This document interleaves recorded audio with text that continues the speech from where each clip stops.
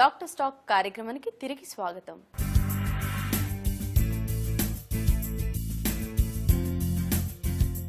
మరి white discharge కారణాన్ని కనుక్కోవడానికి ప్రత్యేకంగా పరీక్షలు ఏమైనా చేస్తారా? కొన్ని పరీక్షలు చేయవలసి ఉంటుంది. కొంతవరకు పరీక్ష చేయటం మేమంటే డాక్టర్ పరీక్షించడం ద్వారా కొంతవరకు సూచనలు తెలుస్తాయి. ఆ తర్వాత మిగిలిన ప్రత్యేకమైన పరీక్షలు ఏమిటంటే వెట్ మౌంట్ అంటారు. అంటే డిశ్చార్జ్ని ఒక స్లైడ్ మీద పెట్టి ఒక చుక్క నార్మల్ సెలైన్ వేసి దాని మీద కవర్ స్లిప్ పెట్టి మైక్రోస్కోప్ కింద చూస్తారనమాట. చూసినప్పుడు మనకి కొన్ని రకాల ఆర్గానిజమ్స్ కనపడతాయి. ఉదాహరణకి ట్రైకోమోనాస్ ఇన్ఫెక్షన్ ఆ ఆర్గానిజంని మైక్రోస్కోప్ కింద చూడొచ్చు. మరి ఈస్ట్ ఇన్ఫెక్షన్ అని కనుక అనుమానం వస్తే పొటాషియం హైడ్రాక్సైడ్ అని అది ఒక డ్రాప్ వేస్తారు. అది వేసి చూస్తే కనుక మనకి ఆ ఫంగస్ యొక్క టిపికల్ ప్యాటర్న్ మైక్రోస్కోప్లో కనపడుతుంది. హైఫే అంటారు. అవన్నీ కనపడతాయి అన్నమాట. తర్వాత కల్చర్ టెస్ట్ అంటే ఏ బ్యాక్టీరియా, క్లైమీడియా ఉందా లేకపోతే బ్యాక్టీరియల్ వెజనోసిస్లో మిగతా బ్యాక్టీరియా ఉన్నాయా, ఇవన్నీ తెలుసుకోవటానికి మనం ఈ టెస్ట్లు కూడా చేసి చూసుకోవాలన్న కల్చర్ టెస్ట్. కల్చర్లో కొంతవరకు మనకు తెలుస్తుంది. మరి ఇంకొక టెస్ట్ ప్యాప్స్మియర్.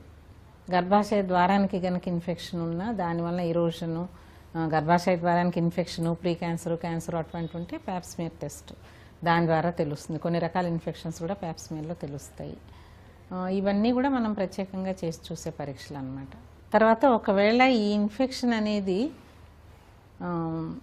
సెక్స్ ద్వారా సంక్రమించింది అని అనుమానం వచ్చినప్పుడు భార్యతో పాటు భర్తకు కూడా పరీక్షలు చేసి చూడాలి. తర్వాత ఈ సెక్షువల్లీ ట్రాన్స్మిటెడ్ డిసీజెస్ ప్యానెల్ అని ఒకటి ఉంటుంది. వాటన్నిటి కొరకు కూడా పరీక్షలన్నీ చేసి చూడాల్సి ఉంటుంది. ఇన్ని రకాల ఇన్ఫెక్షన్స్ గురించి చెప్పారు కదా, మరి వీటి చికిత్స విధానాలు ఏ విధంగా ఉంటాయి? అందుకే మనకి ముందు ఫలానా కారణం వలన ఈ వైట్ డిశ్చార్జ్ వస్తుంది అని తెలిస్తే కారణం బట్టి చికిత్స చేయాల్సి ఉంటుంది. ఉదాహరణకి ట్రైకోమోనాస్ అని చెప్పుకున్నాం. ఆ ట్రైకోమోనాస్ ఇన్ఫెక్షన్ అంటే మెట్రోనిడ్జాల్ అనే మందు ఇస్తాం.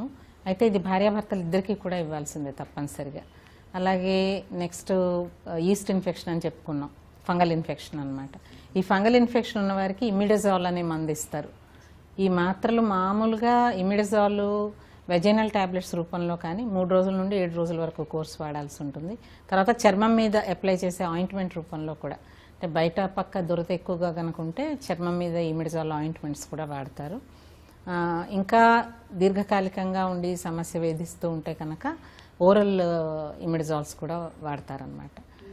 కీటోకోనజాల్, ఇట్రోకోనజాల్ ఇటువంటి మందులన్నీ ఉంటాయి.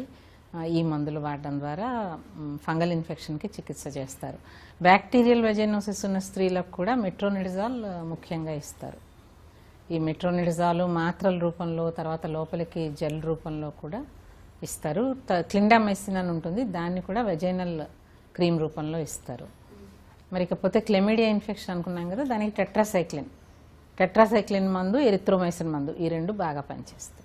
ఇంకా మరి ట్యూమర్లు, గడ్డలు అయితే కనుక వాటికి ప్రత్యేకమైన చికిత్స చేయాల్సి ఉంటుంది. పాలిప్స్ ఉంటే పాలిప్స్ తీసేయాలి. మరి ప్రీ క్యాన్సర్స్ ఏమన్నా ఉంటే వాటికి తగిన చికిత్స చేయవలసి ఉంటుంది. మరి వైట్ డిశ్చార్జ్ వల్ల దీర్ఘకాలికంగా ఏమైనా సమస్యలు రావచ్చా? కొన్ని రకాల ఇన్ఫెక్షన్ల వల్ల దీర్ఘకాలిక సమస్యలు వస్తాయి. ఉదాహరణకి ఇప్పుడు క్లెమిడియా ఉంది. క్లెమిడియా వల్ల పిఐడి వస్తుందని అనుకున్నాం, పెల్విక్ ఇన్ఫ్లమేటరీ డిసీజ్. ఎప్పుడైతే లోపల ఫెలోపియన్ ట్యూబుల్లో, పెల్విస్లో ఇన్ఫెక్షన్ వచ్చిందో అప్పుడు సంతానలేమి కలగవచ్చు. తర్వాత ఓవరీస్లో, ట్యూబుల్లో పస్ ఫామ్ అయ్యి అవి గడ్డలు గట్టి యాప్సిస్లు అయ్యి క్రానిక్ పిఐడిగా కూడా మారచ్చు. మరి బ్యాక్టీరియల్ వెజైనోసిస్ ఇటువంటి ఇన్ఫెక్షన్లు ఉండేవారికి లోపల అబార్షన్ తరచుగా కావటం, తర్వాత నెలలు నిండకుండా, ప్రీటర్మ్ లేబర్స్ నెలలు నిండకుండానే కాన్పులు కావటం, ఉమ్మనీరు ముందుగా పడిపోవటం, ప్రిమెచ్యూర్ రప్చర్ ఆఫ్ మెంబ్రెయిన్స్ అంటారు. లోపల ఇన్ఫెక్షన్ గర్భాశయం లోపల దాకా స్ప్రెడ్ అయ్యి ప్లెసెంటా మెంబ్రెయిన్స్ వీటికి కూడా ఇన్ఫెక్షన్లు సోకటం, ఇటువంటి తంటాలు కూడా రావచ్చు. ఇకపోతే సెక్షువల్లీ ట్రాన్స్మిటెడ్ డిసీజెస్ ఉన్న వారికి ఇంకా కూడా దీర్ఘకాలిక సమస్యలు ఎదురవుతాయి. మరి కొంతమంది ఈ సమస్యతో దీర్ఘకాలికంగా బాధపడుతూ ఉంటారని చెప్తున్నారు కదా, మరి అలాంటి వారికి ఎలాంటి పరిష్కారం ఉంటుంది? ఉదాహరణకి ఇప్పుడు మొనీలియల్ వెజైనైటిస్ ఉంటుంది, అంటే ఈస్ట్ ఇన్ఫెక్షన్ ఉంటుంది. అది కొంతమందిని తరచూ సంవత్సరాల తరబడి అలా వేధిస్తూనే ఉంటుంది. అంటే ఇటువంటప్పుడు ఏంటంటే మనం ఇంత తరచుగా ఎందుకు వస్తుంది, దానికి మూల కారణం ఏమిటో చూసుకోవాలి. ఒకటి, ఆ స్త్రీకి డయాబెటీస్ ఉండొచ్చు, అది తెలియకపోయి ఉండొచ్చు, దాని కొరకు చూసుకోవాలి. రెండోది ఇమ్యూనో డెఫిషియన్సీ ఉన్న వారికి కూడా, అంటే వేరే ఇన్ఫెక్షన్లు, హెచ్ఐవి ఇటువంటివి, లేదా అసలు జనరల్గా ఇమ్యూనిటీ తక్కువగా ఉంటే ఇటువంటి వారికి కూడా తరచూ రావచ్చు. మూడవది, భర్త నుండి ఈ మొక్కతే చికిత్స తీసుకుంటే, భర్త చికిత్స తీసుకోకపోతే భర్త నుండి ఈమెకి తరచూ వస్తూ ఉండొచ్చు. ఈమె చికిత్స తీసుకున్న తర్వాత మళ్ళీ జరిగిన కలయికలో మళ్ళీ తిరిగి రావచ్చు అన్నమాట. అందుకని అస్తమానం వస్తున్న ఇన్ఫెక్షన్స్కి భర్తను కూడా తప్పనిసరిగా పరీక్ష చేసి చూడాలి. మరి అవసరమైతే భర్తకు కూడా చికిత్స చేయాల్సి ఉంటుంది. ఇద్దరు చికిత్స తీసుకుంటే తప్ప ఇది తగ్గే అవకాశం ఉండదు. కాకపోతే కొన్ని ఆర్గానిజమ్స్ రెసిస్టెంట్గా ఉంటాయి. ఈ ఈస్ట్ ఇన్ఫెక్షన్స్లో కొన్ని రకాలవి ప్రత్యేకంగా మామూలు ఒక్క కోర్సుకి అట్లా తగ్గవు అన్నమాట. ఇటువంటప్పుడు ఈ ఫంగల్ ఇన్ఫెక్షన్స్కి దీర్ఘకాలికంగా చికిత్స చేస్తారు.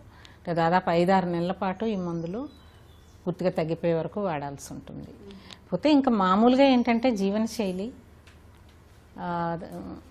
పరిశుభ్రత చక్కగా పాటించటం, మరి ఇన్ఫెక్షన్ ఏదైనా అనుమానం వస్తే వెంటనే డాక్టర్కి చూపించుకోవటం, మరి పిల్లలు అవసరం లేనప్పుడల్లా కాండోమ్ అనేది వాడటం చాలా మంచి పద్ధతి. ఎందుకంటే దాని ద్వారా ఒకరి నుండి ఒకరికి ఇన్ఫెక్షన్స్ సంక్రమించకుండా ఉంటాయి. తర్వాత జీవనశైలి అన్నప్పుడు జీవితంలో ఒకే భాగస్వామిని కలిగి ఉండటం, ఇటువంటివన్నీ కూడా ప్రొటెక్ట్ చేస్తాయి తరచూ ఇన్ఫెక్షన్స్ అవి రాకుండా. మరి ఆహారంలో కూడా ఇమ్యూనిటీ పెరగటానికి, వ్యాధి నిరోధక శక్తిని పెంపొందించడానికి కూరగాయలు, ఆకుకూరలు, పళ్ళు ఇటువంటివి తీసుకోవటం, క్రమబద్ధంగా వ్యాయామం చేయటం, ఇవన్నీ కూడా మన ఇమ్యూనిటీని పెంచుతాయి అన్నమాట. ఈ రకమైన జాగ్రత్తలు తీసుకుంటే ఎప్పుడైనా హెల్త్ బాగుంటుంది. Thank you so much doctor గారు. మా సివిఆర్ హెల్త్ ప్రేక్షకులకు స్త్రీలలో వచ్చే వైట్ డిశ్చార్జ్ సమస్యల గురించి, అందులో ఉండే కాంప్లికేషన్స్ గురించి, తీసుకోవాల్సిన జాగ్రత్తల గురించి, చికిత్సా విధానాల గురించి చాలా చక్కగా వివరించారండి. Thank you so much.